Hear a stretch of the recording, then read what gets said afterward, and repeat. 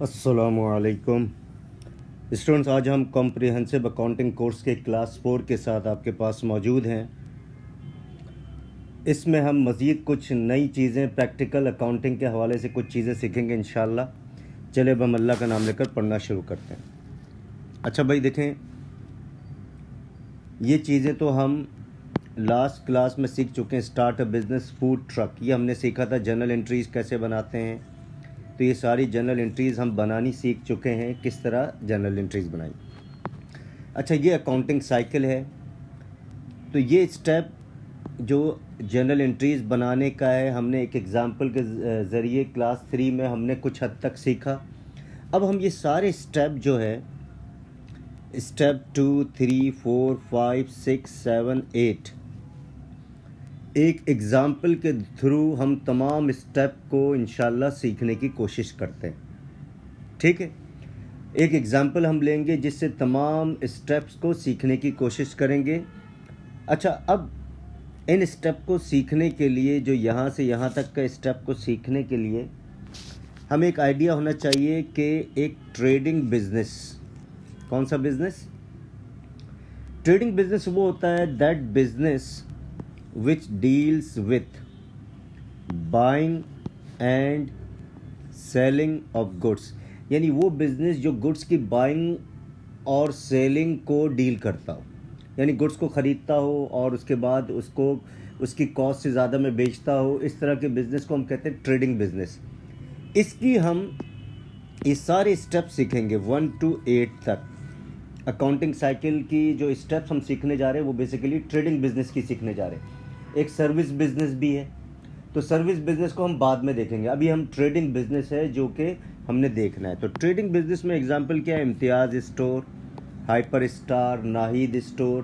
तो ये सारे वो बिज़नेस हैं जहाँ पर गुड्स को वो ख़रीदते हैं, शेल्फ्स में सजा कर रखते हैं और उसको मोर देन कॉस्ट बेचते हैं। अब एक एग्ज़ाम्पल देखें।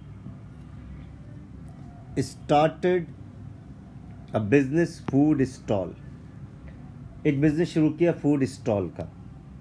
ठीक है, अब ये रूल ध्यान में रखना है। एसेट्स और एक्सपेंस का रूल क्या है? बढ़ेंगे तो डेबिट होगा, घटेंगे तो क्रेडिट होगा। लायबिलिटी, कैपिटल, रेवेन्यू, बढ़ेंगे तो क्रेडिट होगा और घटेंगे तो डेबिट होगा। इन रूल्स को हमने ध्यान में रखना है।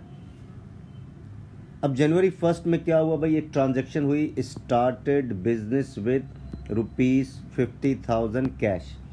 बिज़नेस शुरू किया फूड स्टॉल का। कितने से इन्वेस्ट करके बिज़नेस शुरू किया? फूड स्टॉल का 50,000 रुपये से।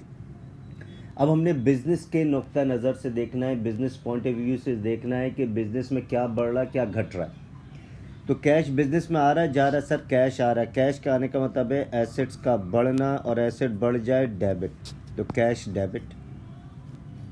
और डेबिट माने हम लास्ट क्लास में पढ़ चुके हैं लेफ्ट हैंड साइड, तो कैश डेबिट। और इन्वेस्टमेंट हो रही है, बिज़नेस शुरू किया है इतनी अमाउंट से, तो इसके माने क्या निकल रहे हैं? इन्वेस्टमेंट हो रही है, यानी कैश बिज़नेस में लगाया जा रहा है। इन्वेस्टमेंट करने से कैपिटल क्या होता है? बढ़ता है। ठीक है, तो कैपिटल बढ़ जाए तो देखें, कैपिटल बढ़ जाए तो क्रेडिट होता है। तो कैपिटल, क्रेडिट, और क्रेडिट के लिए थोड़ी सी जगह, देखिए थोड़ी सी जगह आपने छोड़ना है, और ये कैपिटल की रिकॉर्डिंग हो गई। Capital credit by 50,000 rupees. अब दूसरी ट्रांजैक्शन है purchase food stall for ₹10,000 cash. अब जाहिर बात है, फूड स्टॉल का बिज़नेस शुरू करें जिसमें फूड रखेंगे, उसके बाद बेचेंगे, तो फूड स्टॉल भी ख़रीदना पड़ेगा। कितने का ख़रीदा? 10,000 रुपये का। तो फूड स्टॉल बिज़नेस में बढ़ रहा है, घट रहा है? ख़रीद रहे तो बिज़नेस में बढ़ रहा है। फूड स्टॉल के बढ़ने का मतलब ये है एसेट्स का बढ़ना, और एसेट बढ़ जाए record on the debit side. तो फूड स्टॉल डेबिट 10,000 रुपये। और कैश बिज़नेस में से जा रहा है, कैश घट रहा है। कैश के घटने का मतलब है एसेट्स का घटना। एसेट घट जाए तो क्रेडिट हो गया आपका, तो कैश क्रेडिट। अब नेक्स्ट ट्रांजैक्शन, परचेज्ड जनवरी 4 में 3 months इंश्योरेंस पॉलिसी फॉर 1500। तो आपने फूड स्टॉल जो बिज़नेस है, इन्होंने इंश्योरेंस पॉलिसी करवा ली, कहीं बिज़नेस को कोई बिज़नेस में चोरी ना हो जाए या बिज़नेस में शॉर्ट सर्किट ना हो जाए, इस तरीके से उन्होंने इंश्योरेंस पॉलिसी करवा ली 3 महीने की। कितने महीने की? 3 महीने की। कितने रुपए देकर? 1500। तो जब भी ये आपने बेसिकली जनवरी 4 में एडवांस पेमेंट कर रहे हैं 3 महीने की इंश्योरेंस के अगेंस्ट में, तो इसकी एंट्री क्या होगी? प्रीपेड इंश्योरेंस डेबिट,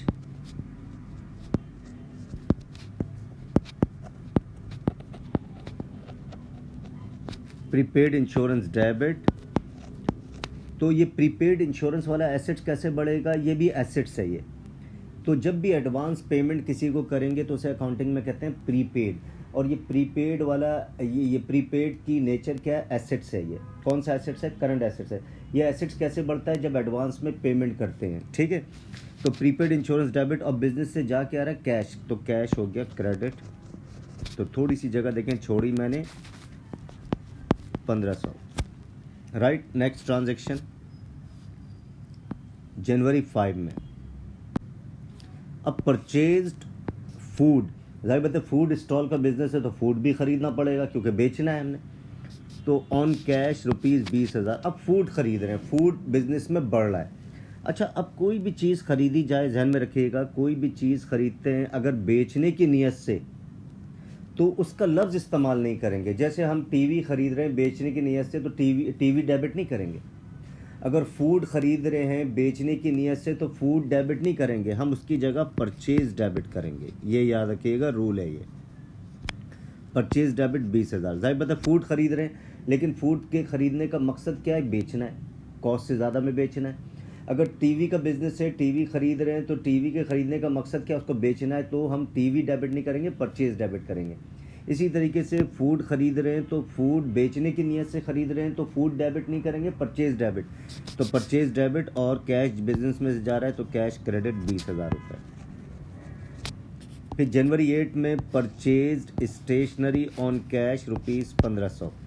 तो स्टेशनरी खरीद रहे हैं, स्टेशनरी बिजनेस में बढ़ रहा है, और स्टेशनरी के बढ़ने का मतलब है एसेट्स का बढ़ना। एसेट बढ़ जाए, डेबिट साइड स्टेशनरी डेबिट।